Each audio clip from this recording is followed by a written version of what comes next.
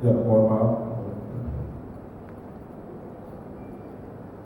Memang kalau kita melihat mobile intellectual property klinik itu atau klinik pelayanan kekayaan intelektual bergerak, memang hampir mirip dari program Bapak Kakanwil, Bapak Antonius Ayababa di tahun 2021 kita menyebutnya KI Consent Service atau pelayanan kekayaan intelektual di tempat. Jadi kami tidak hanya menunggu di kantor wilayah, tapi kami hadir di setiap kabupaten, hadir di OPD atau ke Sanggar untuk langsung melakukan pemrosesan pendaftaran kekayaan intelektual. Hal ini sama seperti yang kita lakukan di Kabupaten Jayapura, di Kabupaten Kepulauan Yapen, di Biak. Begitu kita ada kesempatan atau kegiatan sosialisasi, kita langsung melakukan pelayanan pendaftaran kekayaan intelektual.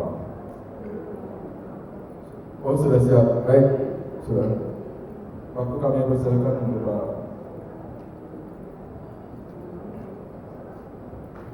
Ya, terima kasih. Kita langsung aja karena saya diberi waktu sekitar 15 menit. Saya diberi tugas untuk memaparkan lingkungan merek di Indonesia. Lanjut silakan. Saya sebut.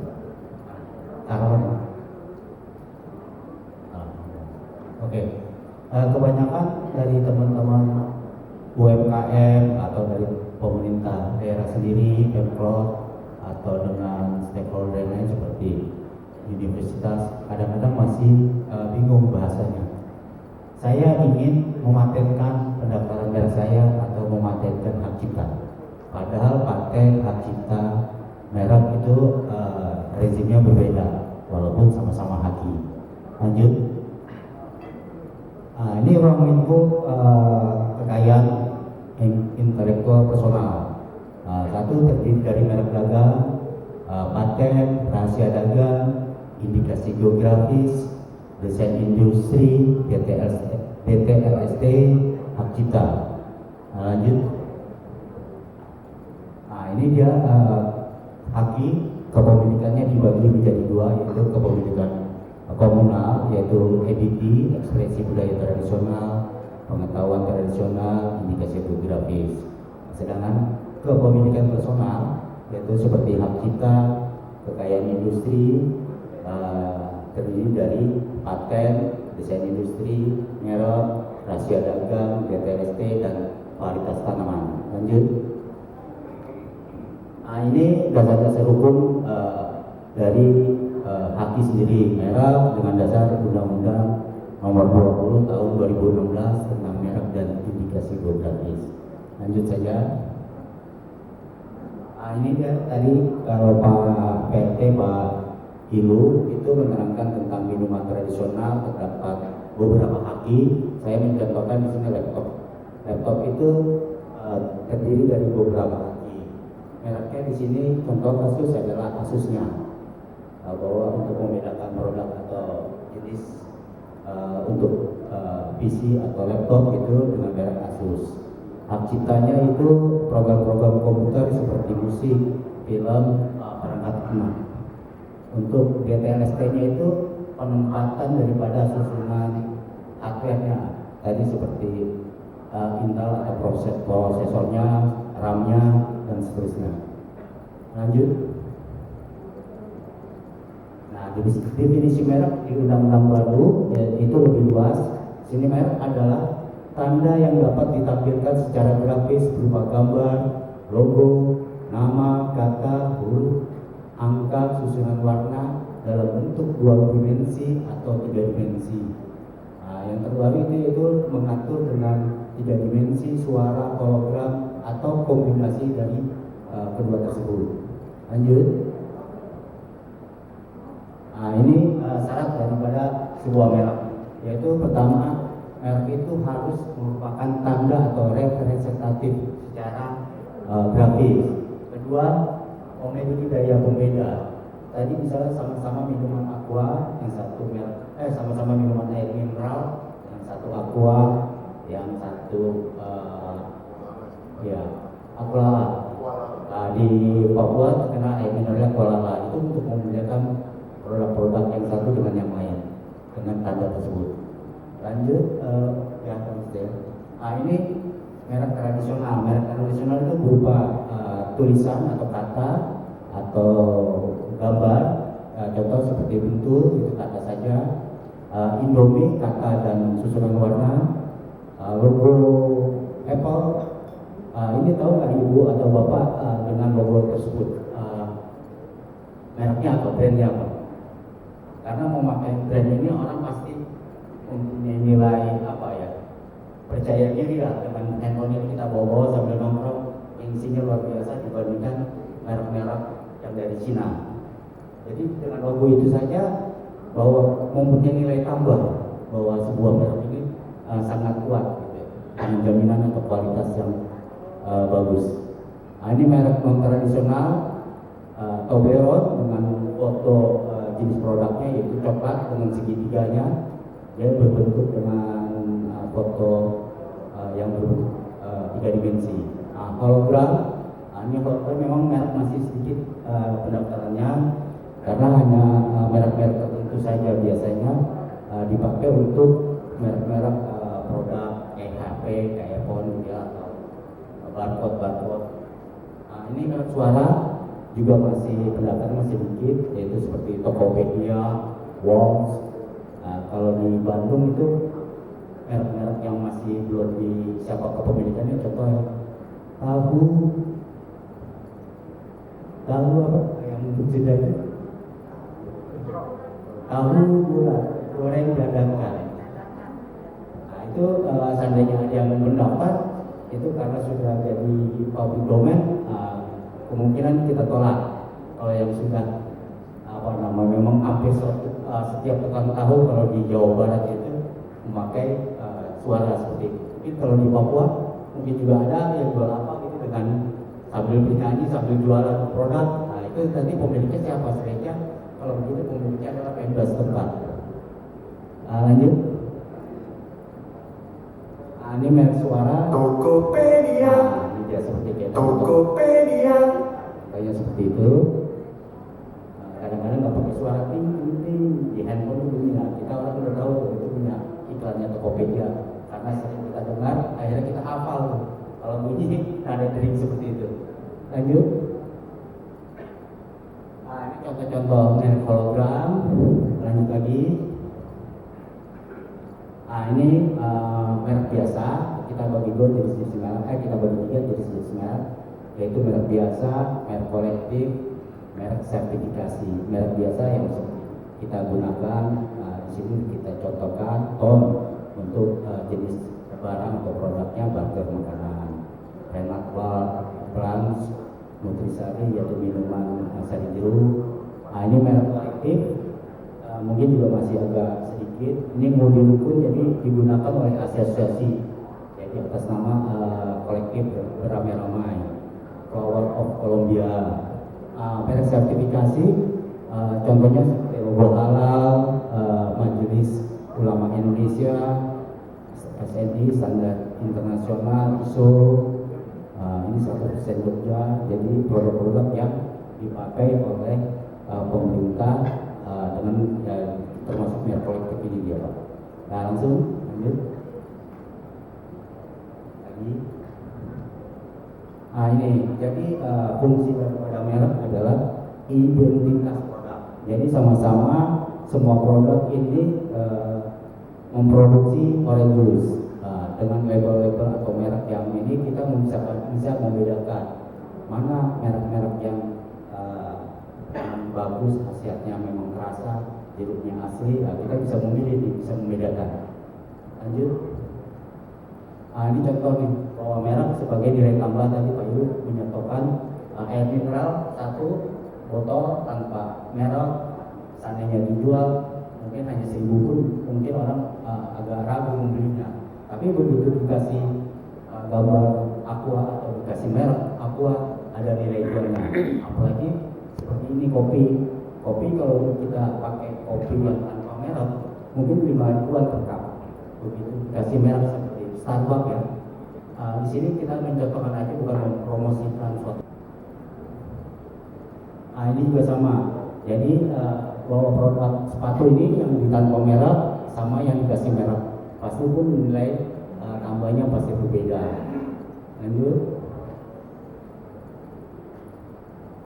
Nah ini juga telur asin. Kalau di sini tadi Pak Ibu mencontohkan apa tadi alat musik tipa ya, alat musik tipa di Pemda di sini sayangnya belum dikasih brand bahwa nanti kualitas tipa kalau dikasih brand tertentu yang merek brand tertentu itu pasti jaminan itu suaranya bagus, kualitasnya bisa daya tahan lama. Nah, itu sebaiknya memang dikasih merek atau Pemda sendiri yang membuatkan merek nanti dipakai bersama-sama oleh pengrajin Papua sendiri. Sebaiknya memang dikasih merek. Bahkan mungkin nanti alat-alat tradisional tadi bisa diekspor, Pak. Tapi harus ada brandnya. Kalau nggak ada brandnya nanti pihak yang lain membuat malah kitanya rugi kan gitu. Kalau dikasih brand khusus memang benar-benar dari Papua, khususnya dari Papua Jayapura sini mempunyai brand yang penguat, itu kualitas kainnya, sarung apa namanya kulitnya, ya itu dia sebaiknya dari Pemda melalui pemerintah provinsi atau kabupaten kota ya silakan saja nanti diatur. Lanjut. Nah, ini contoh Balenciaga. Ibu tahu nggak kaos olahraga dari Balenciaga dari negara mana? Itu kita contoh bandingkan itu Bapak Siga itu produk lokal, yang satu lagi dari Prancis Balenciaga, walaupun sama-sama kaos mungkin kualitasnya sama, tapi karena brandnya sudah mendunia, orang pakai Balenciaga pasti lebih bangga, confident, lebih prestis gitu ya, ada nilainya tersendiri karena kualitas produknya itu pasti jamin kualitas mutunya. Seperti Ducati sama-sama motor gede, orang pakai Ducati sama motor-motor yang merek Cina, kita parkir berdua bersama-sama pasti orang bisa, waduh di Ducati buatan Italia kan gitu. Ya terus lanjut. Nah ini juga contoh. Ini ya. Nah itu misalnya tadi dari semua gambar sama-sama buat. Itu ya kita silakan aja lagi. Intangible aset ini contoh bahwa Nyonya Menir perusahaannya sudah bangkrut, tapi mereknya atau intangible asetnya itu telah dijual atau dialihkan dengan pemilik yang baru, jadi mereknya tetap eksis, perusahaan Nyonya Menirnya bangkrut. Jadi perusahaan boleh bangkrut, merek tetap eksis. Ya terus,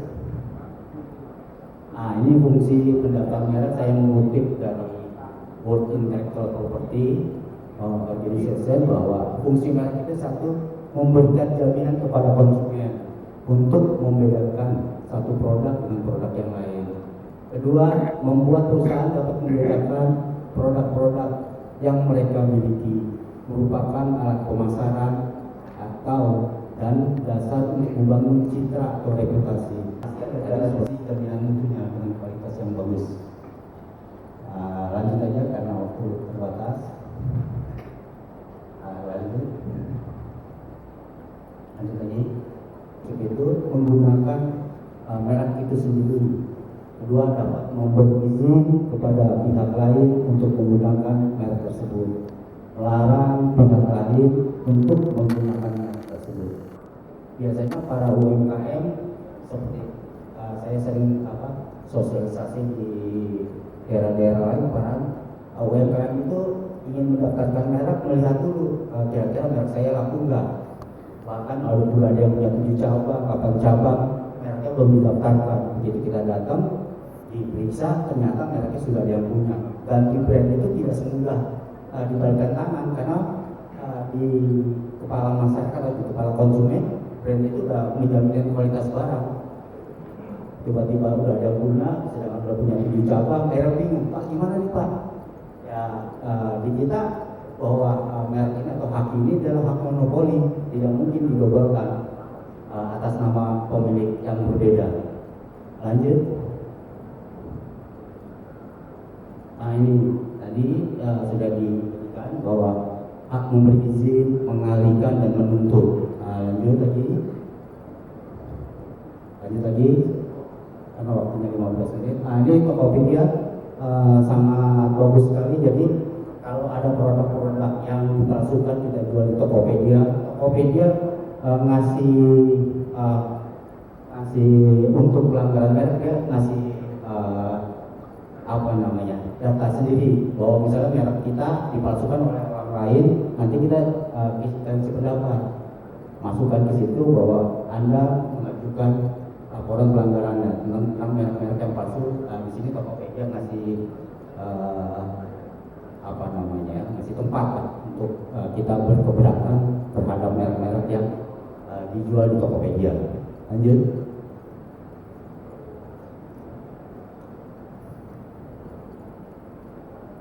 Nah, hak timbul dari pendaftaran merek, yaitu tadi bahwa merek ini dari deklaratif sekarang bersifat konstitutif. Jadi konstitutif itu adalah pendaftar pertama ke kantor haki. Kedua, timbul akibat adanya pendaftaran merek. Ketiga, pendaftaran merek didaftar oleh Menteri, dalam hal ini Menteri Hukum dan HAM melalui Direktorat Jenderal Kekayaan Intelektual. Lanjut. Nah, hal-hal yang perlu diperhatikan dalam mengajukan permohonan merek.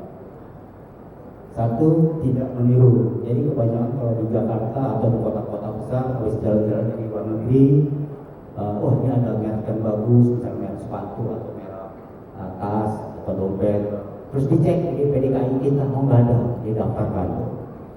Maksudnya di sini jangan meniru merek orang lain. Jadi benar-benar kreatif ide. Karena sekarang di kita pun database kita selain di PDKI, kita ada data namanya database global brand dari WIPO. Kita juga mencek di sana. Seandainya ibu hanya mendompleng merek di luar negeri, walaupun merek luar negeri belum mendaftarkan ke kantor kita, pasti akan kita tolak karena data sudah koneksi ke data WIPO tersebut. Jadi sebaiknya tidak meniru. Ya, waktunya pun begitu kita enter itu langsung nongol. Database-nya memang bagus dari WIPO. Lanjut. Nah, hindari tadi mencantumkan logo-logo sertifikasi tadi seperti halal, ISO, recycle, hindari. Atau IG, hindari mencantumkan simbol R atau register dan TM karena kita masih sifatnya dalam permohonan. Pengertian R ini berarti sudah terdaftar atau TM juga sama sudah terdaftar. Lanjut. Hindari mencantumkan atau memilih semua jenis barang atau jasa. Saya kebetulan di bagian pemeriksa merek ada beberapa konsultan, jadi memang di aplikasi kita begitu masuk bisa mengklik all item tadi. Jadi begitu kita substantif, kita pusing sendiri itu sampai berlembar-lembar. Satu lembar aja mungkin sekitar 500 jenis barang. Jadi dia diklik semua all item. Kita lihat di sini ini nyampe bagus dengan saya cek di BDI di Jakarta ada apa enggak, kalau nggak ada saya daftarkan. Jadi bahwa pendaftaran haki itu adalah prinsip utamanya itikat baik, jangan meniru merek pihak lain. Lanjut.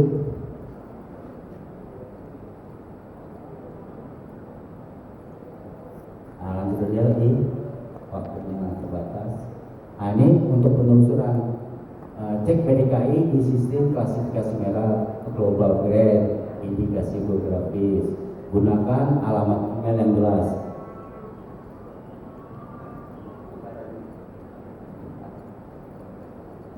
Gunakan alamat email yang jelas, terus handphone. Nah, jika mendapatkan surat penolakan, tanggapi surat tersebut dengan argumen atau bukti-bukti yang meyakinkan untuk para pemeriksa bahwa permohonan merek itu layak diterima. Lanjut. Ini referensi untuk penelusurannya. Tadi yang tips untuk memilih sebuah merek ini di kita ada 3 website, yaitu untuk PDKI itu http PDKI Indonesia.id. WIPO tadi yang saya bilang, kalau ada teman-teman atau dari para peserta sekarang jalan-jalan terus dilihat di sana merek bagus, cek di PDKI kosong, daftarkan. Nah, sekarang kebetulan pemeriksa dikasih website oleh WIPO untuk akses, jadi bisa kita tolak dengan etikat tidak baik bahwa meniru pihak lain. sistem klasifikasi tadi yang jenis misalnya ibu bingung nih produk kecap kelas berapa, nanti di SKM sini bisa melihat ke bawah ini kecap kelas 30 atau jasa misalnya 41 di sini entertain dan 41 grup musik itu 41. Jadi bapak ibu masuk ke website sini bisa grup band kelas berapa bisa melihat grup band kelas 41. Jadi klasifikasi kita kelas 1 sampai 45 kelas. Bisa melihat website di sini kelas berapa yang akan kita muatkan. Lanjut. Ini tips dari WIPO juga. Jadi merek yang paling membuat adalah merek ciptaan atau kreatif sendiri. Ini kata-kata ciptaan dalam bahasa Indonesia itu adalah merek yang tidak memiliki makna sebenarnya atau makna linguistik. Kata-kata yang baru memiliki keuntungan dan mudah untuk mendapatkan perlindungan. Karena jarang kalau merek kreatif ini tidak ada dalam kamus, jarang sekali ditolak karena memang merek ciptaan. Cuma sisi buruknya adalah terbuka kemungkinan susah diingat oleh konsumen atau memerlukan usaha atau mempromosikannya lebih besar untuk mengiklankan produk tersebut. Kayak kata-kata ciptaan ini kan memang benar-benar menguat, memang perlu untuk mempromosikan ini. Tapi dengan digital sekarang, promosi suatu hak ini atau suatu merek ini dengan IG, dengan YouTube, dengan Facebook, Twitter itu semua free, gratis. Kalau zaman dahulu memang mahal untuk mempromosikan suatu produk aki, tapi sekarang murah. Lanjut. Ini yang tadi yang saya bilang, ini kedapor ini untuk produknya Living Bau Singkong. Ini bagus sekali, pasti tidak ada kedapor karena memang merek ciptaan atau ciptaan atau ide kreatif. Sama juga sebelahnya Mayasi itu untuk snack-snack kue-kue singkatan dari makanan kaya gizi Mayasi. Kalau ini Google, Canon yang akan berdua Google untuk penelusuran website, Canon untuk kamera. Lanjut. Ini merek arbitrary, merek yang menggunakan kata-kata yang tidak memiliki hubungan dengan produk atau jasa yang diiklankan. Jenis merek tersebut, jenis merek seperti ini juga mudah untuk dilindungi. Berkemungkinan juga munculkan usaha yang besar dalam mengiklankan. Tapi biasanya nama-nama binatang di DJKI juga di database kita hampir semua kelas 21 sampai 45 itu sudah ada pemiliknya nama-nama binatang dari semut, gajah, singa, lion. Itu kalau kita cek 99% sudah ada karena pendaftar merek sekarang sudah register dari 1.500.000 sekian. Lanjut. Clear. Merek sugestif seperti Clear ini sebenarnya merek yang memberikan petunjuk atau keterangan pada produk yang dimaksud. Hal yang menarik dari merek sugestif adalah merek berfungsi sebagai alat iklan. Namun resiko kecil untuk dari ini adalah sebagai negara mengambil merek ini sebagai Clear. Ini terlalu menerangkan produk yang dimaksud. Contohnya seperti Clear. Jadi seperti di Jepang, kalau menyinggung dari suatu produk ditolak. Kalau kita pasal 20 itu penolakan absolut.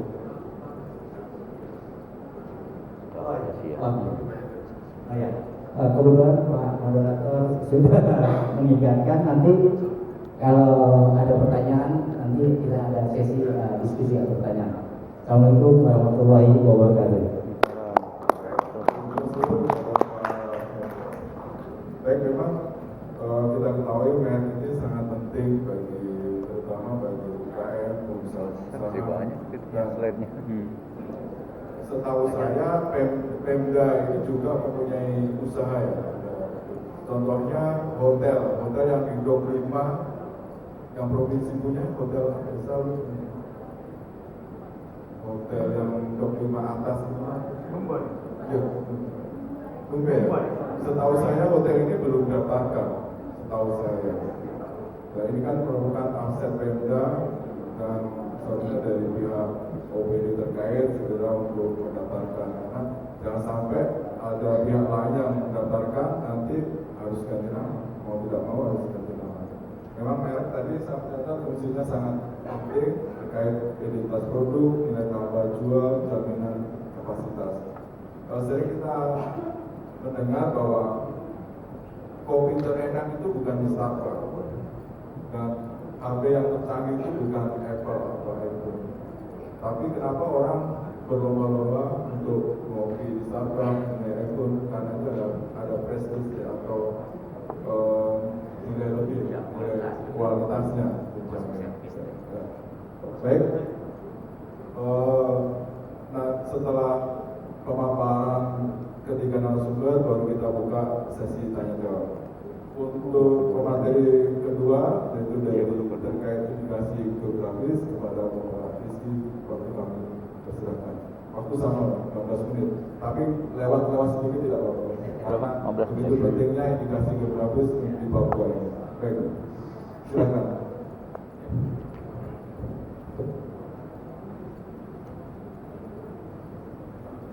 Selamat siang Bapak Ibu sekalian.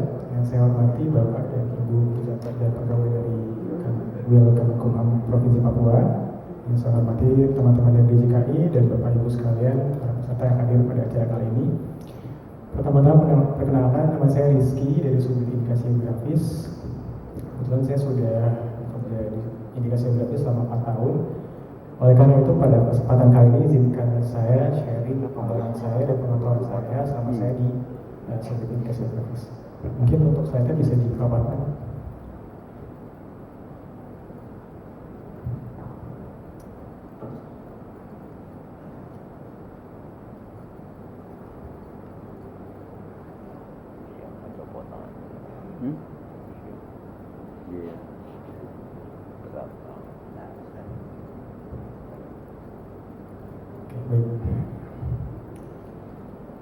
Jadi pada kesempatan kali ini saya akan menerangkan mengenai dasar perlindungan dan proses bisnis indikasi geografis. Jadi pertama, seperti yang dijelaskan Pak Hendra sebelumnya juga, jadi kita kalau kekayaan intelektual itu dibagi berdasarkan kepemilikan dari personal dan komunal. Saya tidak akan menjelaskan secara detail, nanti kan dibahas oleh masing-masing narasumber. Kalau untuk kekayaan personal sendiri, setidaknya dibagi jadi ada paten, ada merek, ada hak cipta, ada desain industri. Kalau untuk kekayaan komunal, nah disinilah masuknya ranah di indikasi geografis itu masuk ke kekayaan intelektual komunal. Di samping itu ada juga ekspresi budaya tradisional, pengetahuan tradisional, dan sumber genetik. Nanti untuk KI komunal secara lebih jelas akan dijelaskan Ibu Dila. Saya akan lebih fokus kepada penjelasan mengenai indikasi geografis.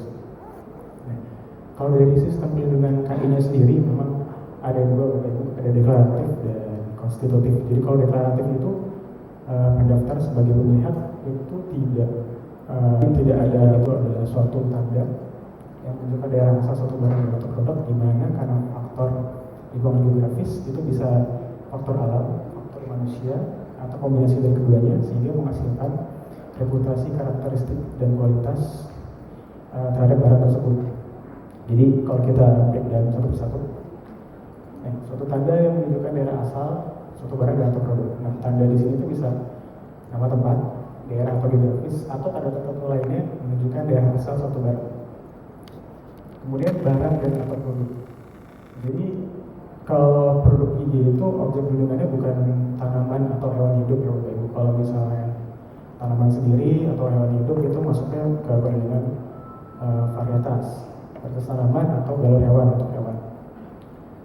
Kemudian karena faktor lingkungan geografis bisa termasuk faktor alam, faktor manusia, atau kombinasi dari keduanya.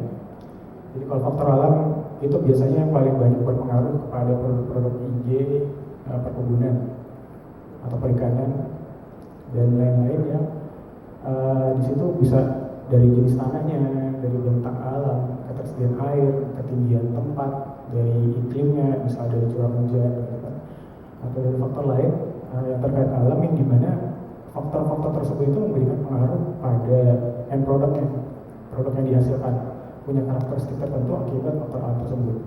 Termasuk juga faktor alam manusianya bisa berperan juga di situ, dan hampir semua produk IG itu pasti ada faktor manusianya karena nggak bisa semata-mata blok jadi di pasaran gitu kan harus ada manusia mengolahnya. Jadi biasanya itu di situ terlibat juga tuh pengetahuan tradisional atau kearifan lokal di situ. Bagaimana masyarakat setempat dalam mengolah suatu produk dari misalnya kalau kopi misalnya, dari ditanam dari budidaya sampai dia jadi biji kopi, sampai dia bisa di roasting atau jadi kopi bubuk. Kemudian tadi dari faktor lingkungan tadi itu memberikan reputasi, kualitas dan karakteristik pada barang yang dihasilkan. Jadi untuk mendapat perlindungan ide ini suatu barang pertama harus punya reputasi dulu. Reputasi itu timbul dari karakteristik dan kualitas yang muncul dari si barang yang dipunya tadi. Nah, itu karakteristik sama kualitas tadi balik lagi hubungnya ke faktor lingkungan geografis dari yang masa di suatu produk diproduksi. Nah intinya ini untuk indikasi geografis ada nama produknya, ada asal geografis, ada faktor lingkungan yang berpengaruh di situ sehingga memberikan reputasi, kualitas dan karakteristik. Itu disebut indikasi geografis. Untuk contohnya di Papua ini yang sudah terdaftar yang disebutkan Pak Menteri, Pak PLT Dirjen, dan juga Pak Dirjen, ada kopi Arabica Bali Wamena. Untuk nama IG-nya kopi Arabica Bali Wamena. Jenis produknya kopi Arabica. Dibagi menjadi ada WLB, ada sana kayak atau roasted, ada juga kopi bubuk. Kemudian asal geografisnya diproduksi di wilayah Lembah Balian, Kabupaten Jaya, ibu kotanya Malang dan sekitarnya. Nah, ini reputasinya biasanya kalau saya cek sendiri, sampai saya kecil memang terkenalnya nama Wamenanya sebagai ibu kota Kabupaten Jaya. Kemudian faktor lingkungan yang berpengaruh dari kondisinya, kesulitan, ketinggian, di Google dan ada cara tradisional masyarakat yang mengolahnya. Kemudian reputasi dilihat dari lingkup pasarnya sudah dipasarkan mungkin dari baik domestik di provinsi Papua, di luar provinsi, dan mungkin juga sudah dipasarkan secara internasional juga.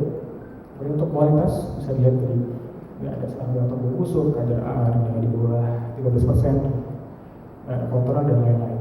Terus untuk karakteristik sendiri dilihat dari hasil uji lab kopinya, itu biasa diujikan di Pusat Penelitian Kopi dan Kakao, dilihat dari kadar kafeinnya dengan range 1,31 sampai 1,39. Untuk final score sekian, di mana final score dengan nilai 80 ke atas itu termasuk specialty coffee, kualitas kopi yang sangat baik. Aroma yang sering muncul biasanya coklat dan karamel. Nah, inilah contoh produk ini dengan penjabarannya seperti itu. Next, kenapa sih harus kita lindungi indikasi geografis? Apa sih pentingnya IG? Sebenarnya seperti pada rezim KI lainnya kan, intinya kan perlindungan hukum. Jadi kalau misalnya produk-produk khas daerah itu kan biasanya kan punya nilai tambah tersendiri, punya ciri khas masing-masing. Makanya dikenal dengan reputasi dengan embel-embel nama geografis. Ketika ada reputasi di situ, potensi pendobrakan atau resiko penggunaan nama secara tidak sah itu pasti akan timbul dan biasanya akan berdampak negatif pada si produk asli produknya. Konsumen juga jadi bingung, ini produk yang asli yang mana nih gitu kan. Berarti si reputasi produknya bisa tercoreng. Oleh karena itu harus didaftarkan sebagai indikasi geografis sehingga mendapatkan perlindungan hukum. Nah, ketika sudah mendapat perlindungan hukum, jadi si masyarakat yang memiliki hak tersebut memiliki hak eksklusif nih untuk menggunakan nama IG-nya. Tadi kalau konteksnya kopi Arabica Bali Wamena, cuma masyarakat yang terdata di dokumen deskripsi saja boleh memakai nama kopi Arabica Bali Wamena untuk produknya, dan melarang pihak lain yang di luar yang sudah disepakati untuk menggunakan nama tersebut, dan juga bisa melakukan tindakan hukum apabila ada pelanggaran yang terjadi yang dilakukan oleh pihak lain. Nah, kemudian apa sih manfaat dengan IG? Sekaligus memberdayakan masyarakat lokal juga. Kemudian juga dapat dikolaborasikan dengan agrowisata. Kalau Pak PLT Dirjen tadi bilang, beliau bilang ada ekoturisme dan segala macam. Nah ini bisa dikaitkan dengan produk indikasi geografis di daerah-daerah setempat. Misalnya kalau sudah terdaftar kopi Arabica Bali Wamena, di situ bisa dibuat semacam agrowisata kepada para wisatawan baik domestik maupun internasional. Bagaimana nih cara membuat kopi, misalnya bagaimana cara membuat kopi, proses kopi sampai menjadi produk yang siap jual itu seperti apa sih gitu. Itu dijadikan agrowisata juga Bapak Ibu nanti akhirnya bisa juga tuh wisatawan yang beli produk kita, produk IG lokalnya. Kemudian juga ada strukturalisasi rantai produksi. Jadi kalau di indikasi geografis juga itu ada yang namanya dokumen deskripsi, Dimana di situ tuh harus dituangkan Bapak Ibu. Intinya tuh isinya adalah penjelasan mengenai karakteristik kualitas dan reputasinya, dan juga di situ harus dituangkan juga tuh SOP atau standar produksi atau proses produksi dari suatu produk dari hulu ke hilirnya seperti apa. Ada balik lagi tujuannya untuk menjaga mutunya harus terjaga. Jadi nggak sembarang produk bisa dijual, harus ada standar produksinya. Dari situ kan tadinya masing-masing dengan cara masing-masing, tapi dengan adanya standarisasi ini kan bisa terjaga. Kemudian juga meningkatkan dukungan pemerintah dan fasilitasi pendanaan atau pengembangan. Biasanya kalau untuk produk-produk yang kita terdaftar, kalau dari kami Kementerian Pusat itu biasanya bisa dari Kemenkumham sendiri atau dari Kementerian Parekraf gitu, atau Perdagangan atau Kementerian Koperasi dan lain-lain. Itu banyak program Bapak Ibu terkait IG yang sudah terdaftar, bisa dari ekspor baik di dalam negeri maupun luar negeri gitu kan. Baik di pemerintah daerah biasanya juga seperti itu, untuk produk-produk IG terdaftar ada bantuan pendanaan. Atau simpelnya kalau misalnya di Dinas Pertanian biasanya kan ada pembinaan untuk petani-petani produk perkebunan dan lain-lain, biasanya kan ada di situ. Terus sebagai informasi aja, kalau untuk produk kalau untuk indikasi geografis, jadi memang Indonesia itu seringkali ada kerjasama perdagangan dengan beberapa negara, baik bilateral maupun multilateral. Di salah satu perjanjian itu ada klausul mengenai kaitan intelektual, dan di salah satu klausul mengenai KI itu biasanya ada perjanjian mengenai indikasi geografis. Biasanya di situ tuh diadakan pertukaran list nih, misalnya yang sudah berjalan ini dan sudah berjalan Indonesia dengan Uni Eropa. Di situ kita adakan pertukaran list IG. Jadi nanti IG dari Indonesia yang sudah terdaftar bisa didaftarkan di Uni Eropa dan sebaliknya. Jadi nanti bisa memperluas pasar juga dari situ. Next. Nah, untuk mempertahankan pengetahuan tradisional, keanekaragaman hayati dan lingkungan otomatis, kalau misalnya seperti IG itu pasarkan, harus dijaga juga lingkungannya Bapak Ibu, jangan sampai nanti tidak berkesinambungan, produknya makin eksploitasi tapi enggak bertahan gitu. Di situ kan kalau misalnya ada pengetahuan tradisional yang dijaga di situ, biasanya memang memegang erat ketahanan pengetahuan tradisional atau negara dalam menjaga keanekaragaman hayati di lingkungan setempat, jangan sampai nanti produknya berhenti diproduksi. Kemudian balik lagi, semua itu seperti pada rezim KI pada umumnya. Semua itu bagaimana si pemilik hak itu dalam menggunakan KI-nya. Kalau dalam hal ini dalam menggunakan IG-nya itu seperti apa?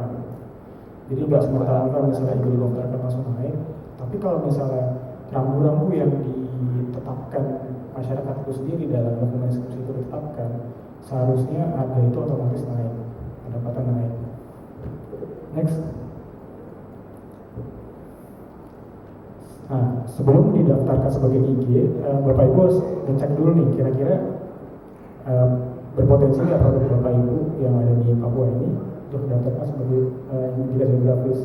Apa saja yang harus dilihat pertama nih, apakah produk tersebut mempunyai label nama atau tanda lain yang dikaitkan dengan asal. Misalnya kalau misalnya kopi sudah ada embel-embelnya, misalnya kalau tadi Pak disebutkan sudah ada yang mau didaftarkan kopi Tolikara ya, itu kan ada embel-embel geografis itu Tolikara. Berarti kan memang sudah dipasarkan atau masyarakat sekitar Papua lah, Papua dan sekitarnya, atau di luar Papua sudah tahu nih ada kopi nih dari Tolikara dan kualitas yang baik dan karakteristik tertentu. Nah, terus dicek lagi nih, produk tersebut memiliki reputasi yang baik dan perlu dilindungi dengan IG atau enggak.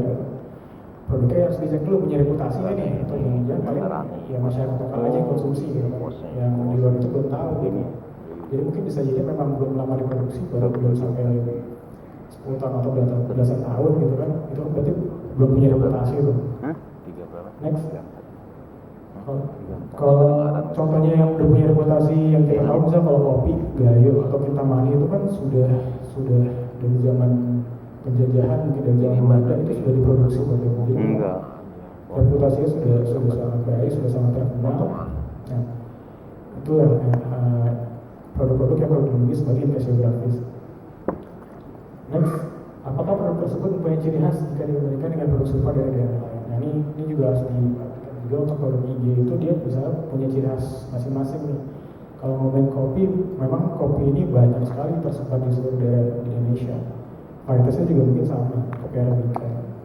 Dan di kopi Arabica sendiri juga ada lagi tuh varietasnya masing-masing. Tapi biasanya yang ditanam di daerah yang berbeda itu punya ciri khasnya masing-masing. Kalau misalnya dilihat tuh biasanya dari hasil ujinya itu bisa dari aromanya nih, aromanya itu biasanya beda-beda. Aromanya, terus dari kualitas kopinya juga biasanya beda-beda masing-masing daerah. Terus dicek lagi apakah produk tersebut memiliki link dengan lingkungan geografisnya. Tadi baik faktor alam dan atau faktor manusia itu kira-kira ada pengaruhnya enggak? Harus dipastikan lagi. Kalau misalnya ada, itu berpotensi besar didaftarkan sebagai izin. Kemudian dicek lagi apakah produk tersebut dikelola sekelompok orang dengan prosedur tertentu gitu kan.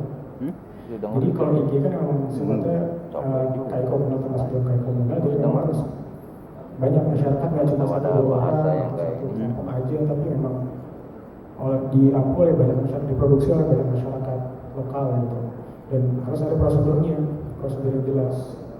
Balik lagi ke tadi untuk membuat SOP-nya tadi untuk menjaga standar mutunya. Nah, terima kasih Bapak Moderator. Assalamualaikum warahmatullahi wabarakatuh. Waalaikumsalam. Selamat siang Bapak Ibu sekalian. Terima kasih saya telah diberi kesempatan walaupun agak sedikit melanggar HAM Bapak Ibu ya di sini. Saya juga sebetulnya.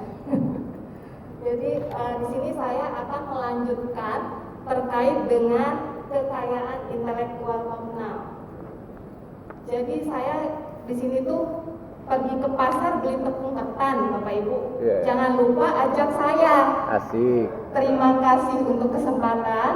Presentasi saya tak akan lama. Oh iya. Kemudian Bapak Ibu di pantai barat Gunung Sitoli. Di sanalah rantau teman sebaya. Saya ke Papua baru pertama kali Bapak Ibu. Memang tanah Papua sangatlah kaya. Terima kasih.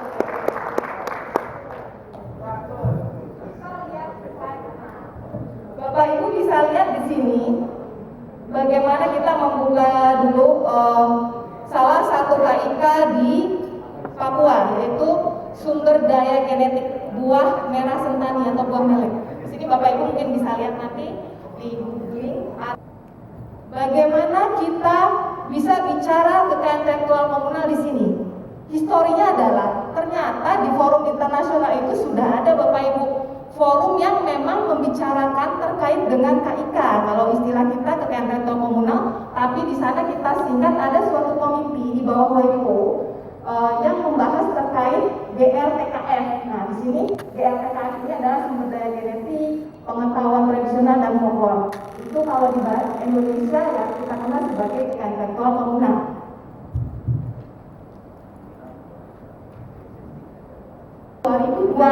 Sampai dengan 2024 kita bisa lihat di peraturan Presiden nomor 85 tahun 2021 bahwa program prioritas adalah pelindungan kekayaan budaya komunal dan hak cipta. Nah, di sini untuk mewujudkan program prioritas tersebut kita butuh pelindungan kekayaan budaya komunal dan hak cipta. Indikatornya apa Bapak Ibu? Itu persentase database KI komunal yang terintegrasi pada aplikasi yang tadi Bapak PLT Dirjen sudah sampaikan bahwa kita punya pusat data intelektual komunal. Itulah aplikasi yang dimaksud. Selanjutnya, nah ini lanjutan yang tadi. Kemudian bagaimana kerangka regulasinya? Kita bisa ambil kerangka regulasi yang sudah ada saat ini adalah di Undang-Undang Nomor 5 Tahun 2017 tentang Pemajuan Kebudayaan. Nah, di sana mengatur kekayaan intelektual secara lebih luas lagi. Kalau kita ambil dari undang-undang tersebut tidak hanya mengatur KIK yang ada sekarang dicatatkan, tetapi memang terkait juga warisan budaya. Kemudian program-program apa mungkin tadi Bapak PLT pun sudah sampaikan dalam Permen Kumham 13 tahun 2017.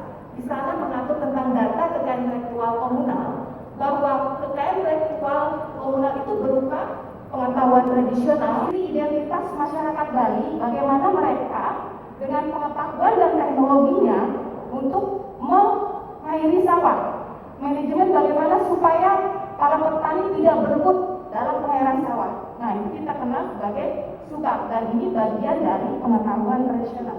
Mungkin banyak contoh yang lainnya di Papua. Nah, bagaimana pemanfaatannya juga tadi yang saya jelaskan musibah, kemudian kita masuk ke ekspresi budaya tradisional.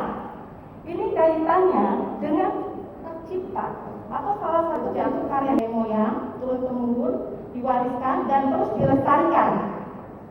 Nah itu agak perbedaannya dengan karya cipta. Di undang-undang cipta juga ada diatur terkait dengan EBT, tetapi memang terkait pengaturan lebih lanjutannya pelaksanaannya pun belum ada, tapi ada nanti akan diatur di PP. Kemudian ini bentuk-bentuknya, Bapak Ibu bisa lihat di undang-undang cipta untuk bentuk ekspresi budaya tradisional. Di sini ada seni tari, gerak musik dan lain-lain termasuk upacara adat. Ini yang diatur di Kemenkumham, ini yang sama, cuma tampilan Kemenkumham itu lebih ringkas. Kalau yang di undang-undang cipta lebih detail penjabarannya di penjelasannya. Nah ini contohnya tenun Bali yang tadi Bapak PLT juga sudah sampaikan, mungkin penjelasannya bisa kita terima lagi yang tadi kita rewind. Nah ini juga penjelasan tadi sudah disampaikan. Nah kemudian sumber daya genetik. Nah ini sumber daya genetik itu kaitannya tanaman, tumbuhan, hewan. Nah ini lebih ke apa tanaman, tumbuhan. Nah contohnya seperti ini, buah merah, pasak bumi, temulawak, bawang dayak dan lain-lain. Banyak lagi. Tadi buah merah ya kalau di Papua ya. Kemudian pemanfaatan sumber daya genetik, misalkan pada saat pandemi COVID ini kan banyak sekali kita ditemukan obat-obat herbal. Nah mungkin saja komposisi dari obat-obat herbal itu memang berasal dari sumber daya genetik yang ada di Indonesia. Kemudian bagaimana dengan potensi indikasi geografis? Sederhananya, tadi sudah disampaikan indikasi geografis.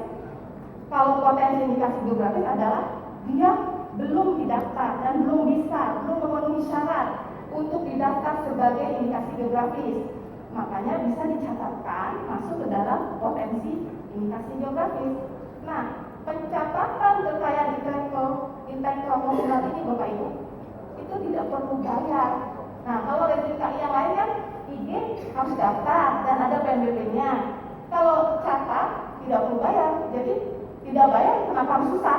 Tinggal catat, lalu dikompilasi sudah. Jadi tahu semua orang sebenarnya tahu kalau buah merah misalnya dari Papua atau mungkin banyak yang lain dan seperti itu. Jadi tidak berham. Dan mungkin juga dengan para akademisi yang punya jurnal